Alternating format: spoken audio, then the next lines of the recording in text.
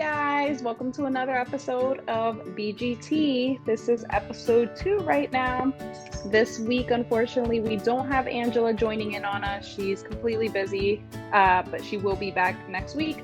But don't worry, I'm holding it down this week. So as I mentioned, this episode is going to be called Working with a Blind Person. I have a special co-host that will be joining me today. As I mentioned to you guys yesterday, her name is Valerie, and she is my co-worker. So introduce yourself. My name is Valerie. I work super closely with Waleska, and being part of the second episode is super duper exciting. Well, we are glad to have you join us. And here at BGT, I don't go by Waleska, I go by Wale. Let's dive right in. We are going to be discussing what it is to work with somebody blind. In this case, it is working with somebody visually impaired. So as I discussed with you guys in the previous episode, I am visually impaired, which just means I still have residual vision. So I'm not completely blind, obviously. So I have some questions that I had asked Valerie that we are gonna just dive right into discussing. And my first question for you, Valerie, is how has your experience been working with a blind person? So it's definitely been very similar to working with anybody, and I think that's a really big thing that everybody should know, is that just because somebody is visually impaired doesn't mean they can't complete the same daily task as somebody. And the super duper amazing thing for me is that Wale, you're my boss, technically, you're my manager, and it's the same thing. It's the same thing for me, for everybody else that I've ever been with. I've been in leadership roles, and I've reacted the same way to how Wale would react to a certain situation.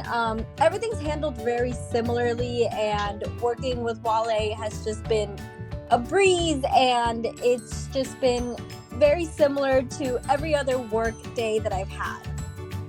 Well, I'm really glad that you say that, and it brings up a really good topic. You know why? Because that you mentioned, we are capable of completing tasks just like anybody else. Like, I always am a big advocate of making sure that people know that I'm visually impaired and people are aware of it, but that is not a definition of me, Mm-hmm. So although I am visually impaired, I don't want people to see, okay, Wale, visually impaired. Like, that's not what I kind of portray. I like people to know I am visually impaired because I may need accommodations that you don't need or somebody else may not need.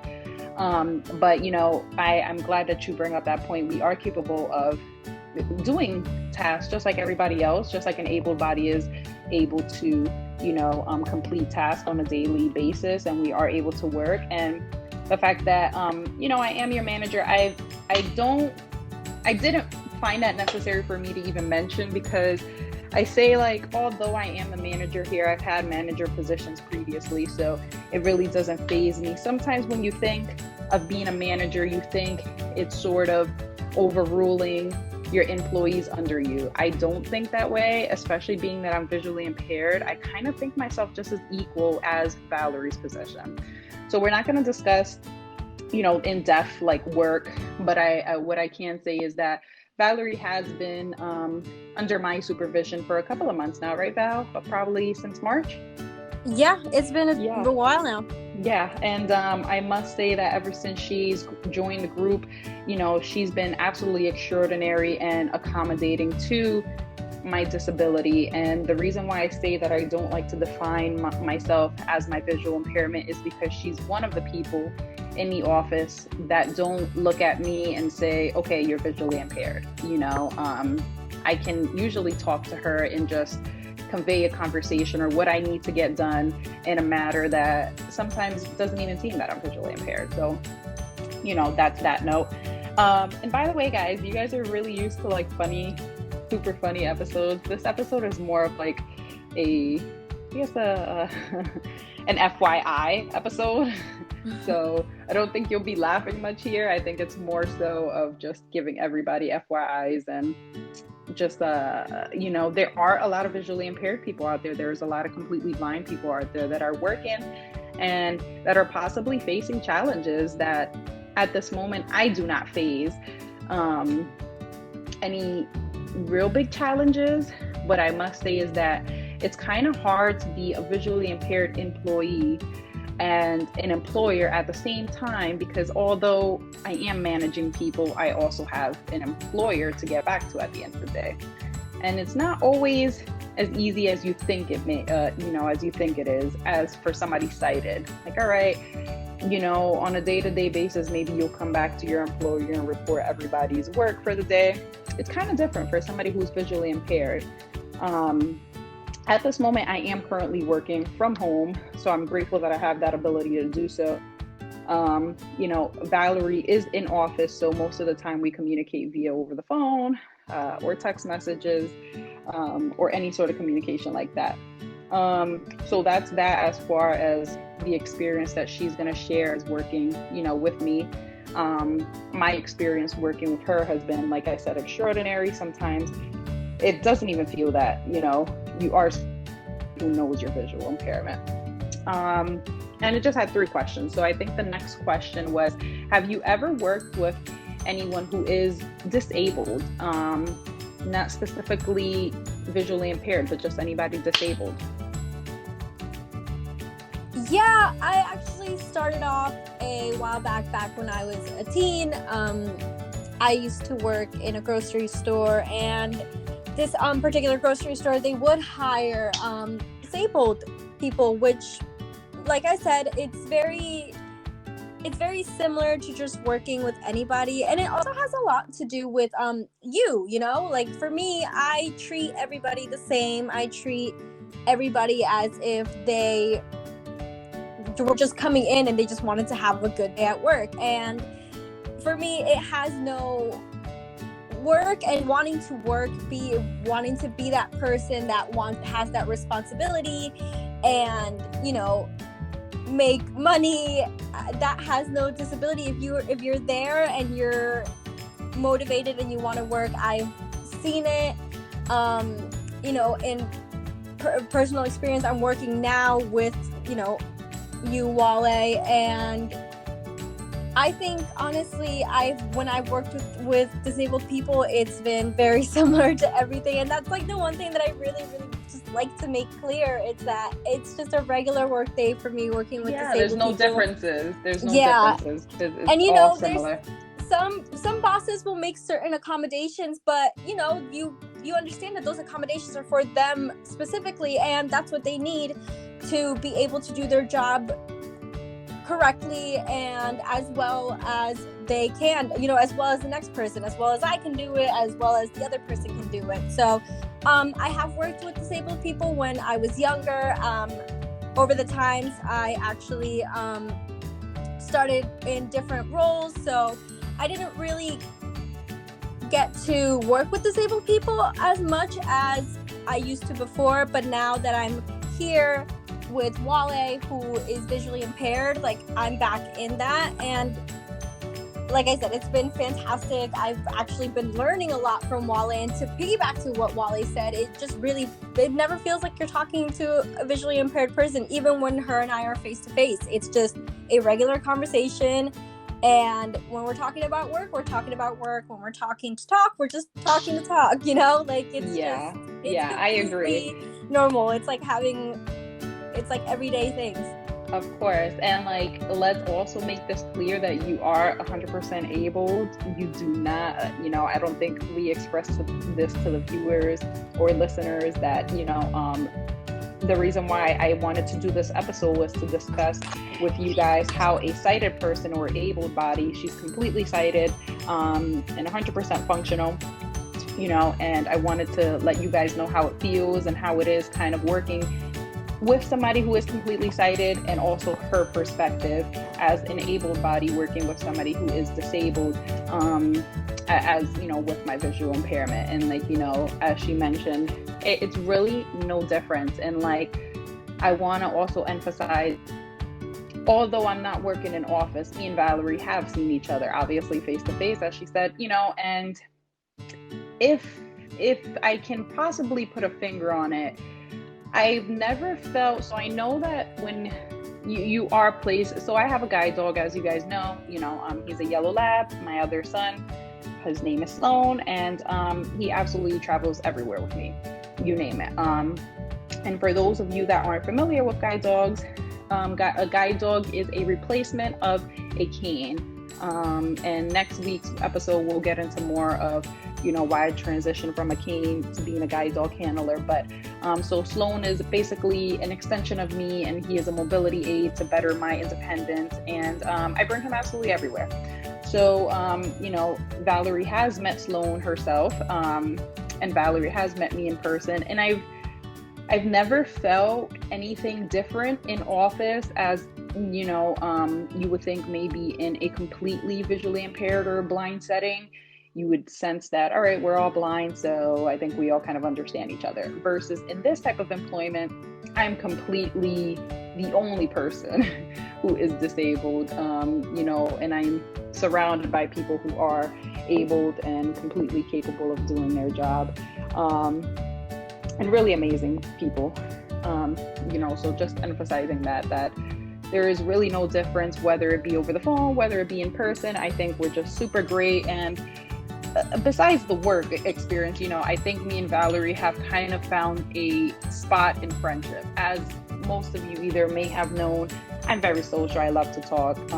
Valerie has a very outgoing and bubbly personality.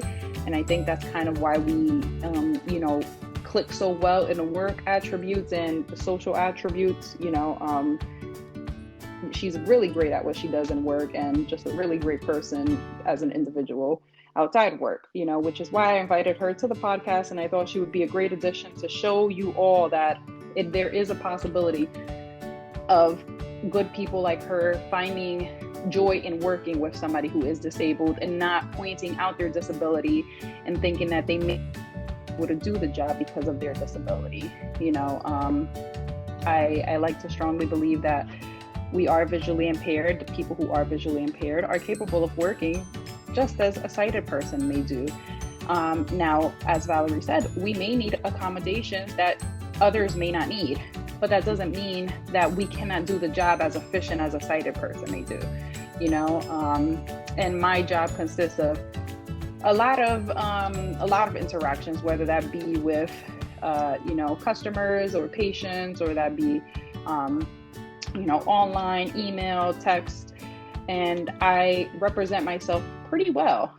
You'd be shocked how many people I explain to that I'm visually impaired, and they're like, oh my God, I didn't even notice.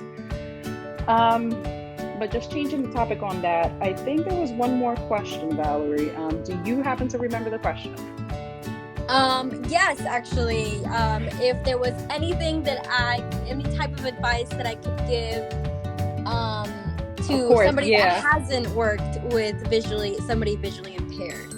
I believe that was the question. Yes, that was the question. You are right. I am such a horrible host. How dare I forget the question that I have to ask to my To be fair, that was the only question that I remembered off the top of my head. And that happened to be the only question that I forgot. Yeah, it worked. See? It worked out. It worked out, yeah. Exactly like work. It's like, I know. Do you remember? Each other's shoes. Yeah, and I think like going back to I guess in the serious aspect of the whole thing, I know sometimes, and I've seen this before, and sometimes it's difficult for some people to adjust to working with a disabled person. Sometimes people lose their patience. They don't quite understand. I have a lot of experience with disabled people. For my brother has autism. He is high functioning, but it does have a mild impairment to him. And I just I want to say, and when I give the advice that I give, I think about Wale, I think about my brother, I think about all these people that I know that have disabilities, any kind of disability that they would have. it's about patience, and it's about, understanding that they're here, they're human, they're doing everything that they can to become who they want to be, just like we are. I think it has a lot to do with the way everything's working. I like to use mine and Wale's teamwork as an example. We're in constant communication. Just because somebody is visually impaired doesn't mean that they can't talk, that they don't have, it's 2021, there's like new technology. I listen to Wale, listen to her messages at like supersonic speed. It's ridiculous. I don't even know how she gets it. But like, there's so much technology that very little work goes on your part. All you really have to do is just be there, work with them. Treat them as you would as your next coworker. And this is just not just for visually impaired people. It's just for anybody with a disability, anybody that can function in order to come into a workspace, because we all know work is very important. That's really good that you say that. It's really freaking great that, let's just like take a moment of silence to like appreciate what she just said, that this is not only for visually impaired people, it's for anybody disabled. Like, it's totally real. What she said is just like, every person who's out there, we don't look for disabilities in them, right? We just know every person is out there getting a job to do what? Mm-hmm. Because we want one thing in common. You want to make money. So that doesn't mean that because some person maybe doesn't have a leg, or some person is autistic, or maybe one person can't see, that doesn't mean that they're less than anybody else. They're out there making money the same way you are. Exactly. And, I think the reality of it is a lot of people don't understand what it is like to work with somebody who has a disability, because some people might not give it a chance. Some people might lose their patience. There might be certain people who don't really genuinely understand, but that's not the case.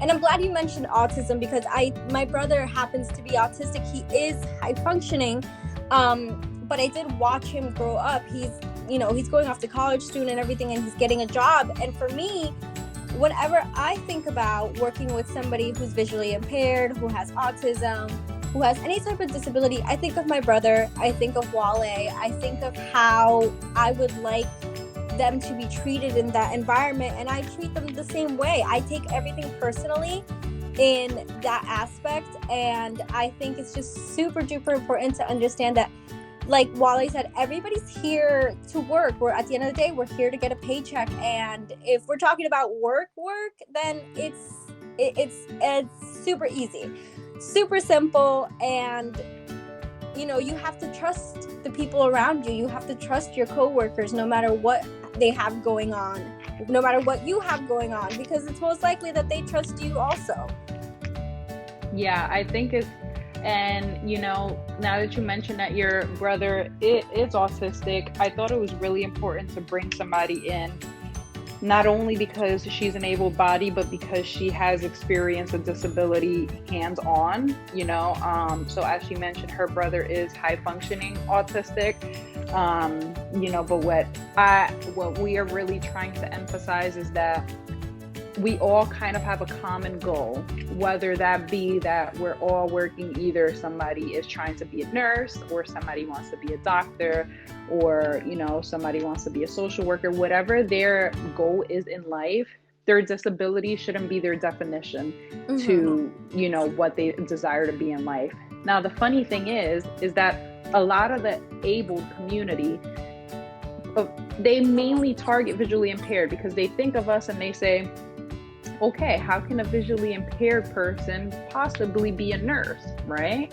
Or how can a visually impaired person possibly do data entry for 6 or 8 hours a day? And they think, as an employer, okay, is this going to benefit me, or is this person possibly going to take much more time than a person who is sighted that can do data entry maybe in 6 hours, versus having somebody visually impaired that may take 8 hours? And I think that's what the community is based on right now. As Valerie said, a lot of people don't give us chances to prove ourselves.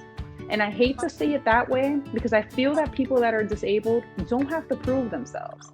I feel like we don't have to show that we're out here to do the same thing you are just because we have a disability. I think that statistics now think that, like I said, if you go for an interview, and you have one sighted person and you have one who's visually impaired, the realistics of it is that the employer is going to hire the sighted person because they feel that the sighted person may get the job done much more efficiently than the visually impaired person. Why is that?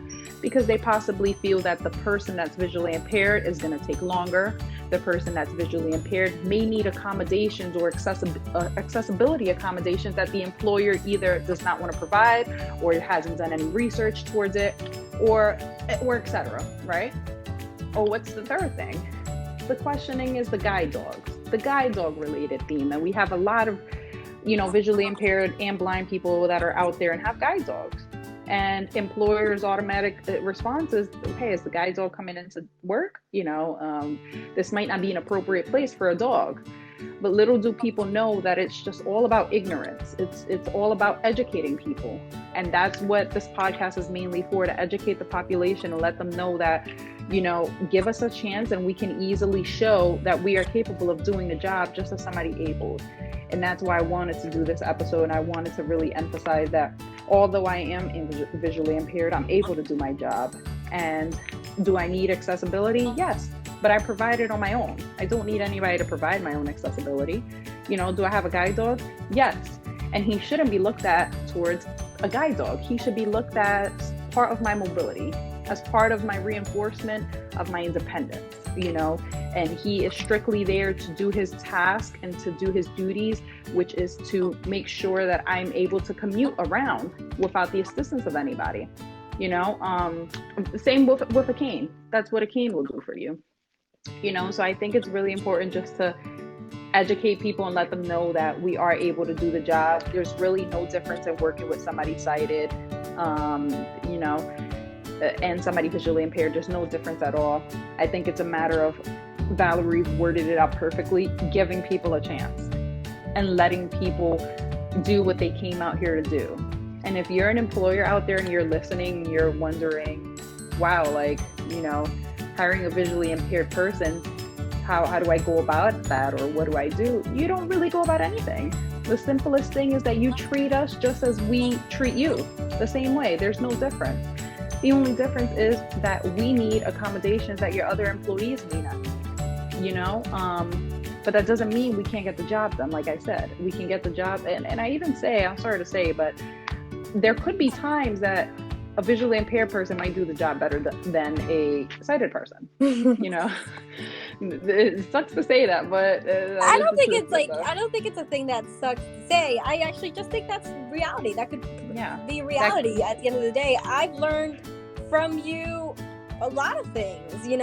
I've learned from a person that can see visually completely a lot of things as well, but it doesn't mean that I've learned better from another person. It just means that, yes, once in a blue moon we can acknowledge, and not once in a blue, I mean, we can really genuinely acknowledge that just because somebody has backing on my brother's a genius.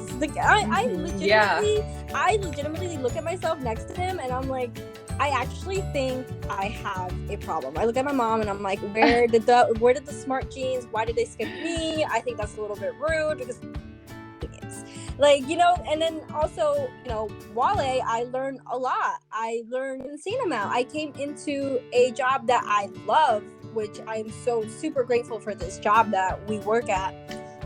And the transition was super easy. I came in and I felt not just because of the fact that I have a passion for it. I do have a passion for it, but because when I came in, all the tools were given to me and it was just easy breeze for me. And one of the very first things, Wale said she does like to let people know that she is visually impaired. One of the very first things that I knew about Wale was that. And I genuinely did not see any difference in our connection than I did with my old employers. It was the same thing for me. And it just really feels good. And like the reason into this episode is to either educate somebody or either have somebody feel the same way I feel working. Like, it's more so of giving that opportunity and just a well lesson learned that you don't need vision to see what you're doing, basically. My theory is I like that. Yeah, you don't need vision to see what you're doing, because my theory is that although you sound like excited, a Hallmark card. Yeah, we should put that on a Hallmark card and take a picture of me. That'd be so freaking great. I'm thinking of that might be an idea. Sending out BGT Hallmark cards for the week, for the holidays. A good idea. But like the theory is like you don't need to have vision to see what you're doing, right? Because somebody who is completely sighted may not have the vision that I do, right? And the reason why I say that is because I'm able to see beyond the exterior and the superficial. So besides the work aspect, let's go on a personal aspect of it, right? Like you might be talking to me, like let's for instance say when I met Valerie, I didn't need to see her to know what I thought about her. And the reasoning to that is because I'm not looking at her physical features. I'm not saying, all right, let's see what color hair she has, let's see how she dresses, and then I'll get a better image of what to think of her, right? That's not what I'm looking for. So when I first met Valerie, I think I met her over the phone, to be honest with you. I really don't remember how that played out. We had a meeting. Like, it was like my very first day, and there was a meeting, and everybody was like, hey. And I was like, hey. That's how was that really the way it was? I think it was a Zoom meeting. Yeah, it was a Zoom meeting. It was honestly so cool. Honestly, I really don't remember. It could have been Zoom meeting but I don't even think that I would even count that as a first meet, because I think my first meet with her is like when we were over the phone, and like I knew off that conversation, I'm like, she's great. Like, and I determine it not because she sounds great, because when you lose a sense, whether that be your sense of smell, whether that be your sense of taste, your other senses become much more stronger. And for those people who are blind out there and visually impaired, you know what I'm talking about. So for me, I lost my sense of vision, which means that my auditory skills are much more better than somebody who is completely sighted, so I might hear things that Valerie's like, what are you talking about? I don't hear anything. Or, I have really bad hearing. I'm just putting that out there. 12 years of band, I have the worst hearing. So, and I think we are always suffering from like ear infections. Oh my god! Yeah, remember that like 1 month we went with the ear infection. Then we couldn't hear anything from like our left ears or something. I think not only was I blind, but I was deaf and I was in a lot of pain. Actually, I don't even want to joke about that because I don't want that shit to come back. I was good. I don't know about you. I was happy. I gave Valerie this remedy. I was like, go to Rite Aid and buy this ear remedy. I told her to buy it. She went to go buy it, and it worked for her. God damn it, it didn't work for me. It did not work for me. I went, I got it, and it didn't work for me. And I was like, damn it. Why would I go suggest something and then it works for somebody else and not me? I've been struggling with this ear pain for like forever.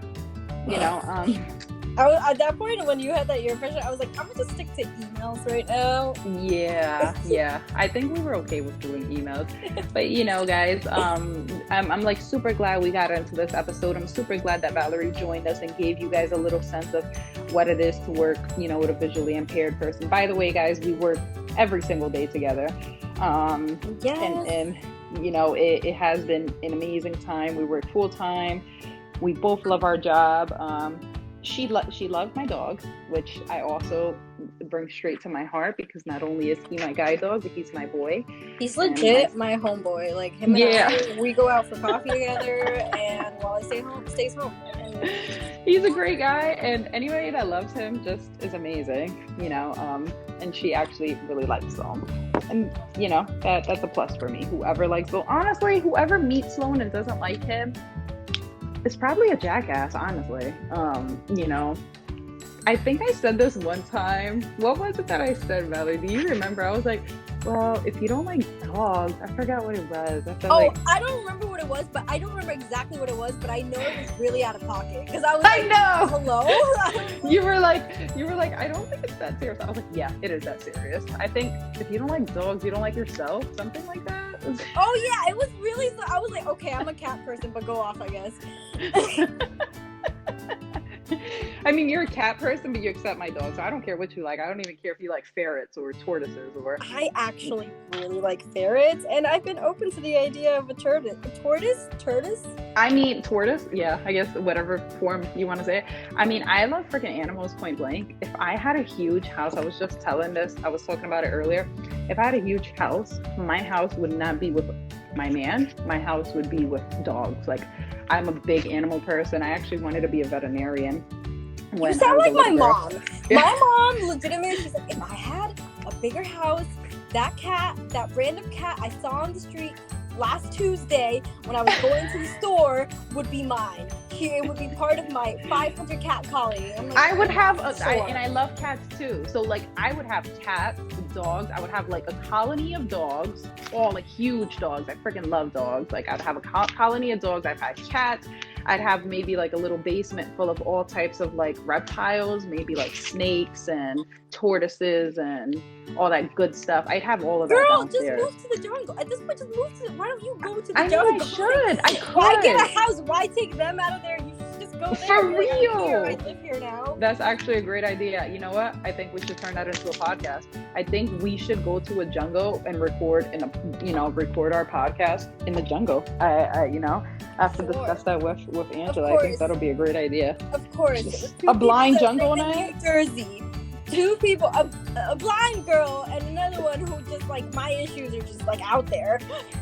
Go to a jungle, God forbid where it is, God knows where it is, and we just record. Let me know when you find that jungle. Over the weekend. I have a great idea. I actually have a great idea. Speaking of the jungle, so I'm gonna. So being that Angela's gonna be back next week, and we're gonna be discussing like guide dog, the transition from canes to guide dogs. I actually have a great idea, and you let me know how you feel about this, Valerie. You don't have to let me know now because I don't want to put you on the spot. But I want to put a test, and I want you blind. Basically, me just take out my contacts. All you gotta do is take out my contacts, put me in a car, and you'll see how blind I am. Doing that at all. We're just gonna blind. I want to do a blind test, and the blind test has to be 24 hours blindfolded. Like, no ifs, ands, and buts about it. Like, 24-hour challenge of blindfolded. No, not removing your contacts. 1,000% in. I am so in. You have no idea. I'm gonna do so good. And I will literally give you a cane. And it's basically gonna be a test of like, you're don't just worry gonna wake about up it. in the morning. My grandma has some canes downstairs. Don't even worry about it. I'm prepped. No, but this is a blind test. So you literally need to walk around with like the typical blind cane, which is, just in case if you haven't seen it, which you haven't. I don't think you've ever seen me with my cane, right? No. It's yes. One time. Oh yeah, you have. Yes, you have. It's that red and white, nice stick. Beautiful stick. You're just going to smack that around the ground, and I'm going to give it to you. And I'm not giving you anything else. That's the only tool that you'll have to be blind. I need to move out of my house before we do this, because if I do this around my house, my mom's gonna be like, I'm over it. She needs to get out of my house. While I'm blindfolded, she's gonna be packing up all my stuff and being like, girl, when you're done. When you're done playing blind. All right, so we'll just have to do a challenge in my house. Like, we'll just have to have you here in my house. And you'll be blind. Oh my God, that would be great. 2 blind people living together. That'll actually be a great funny test. Like a guinea pig trial, just to see like two completely blind people living together. Also, I have my daughter, as you guys know. I know last week we mentioned Ava Antics.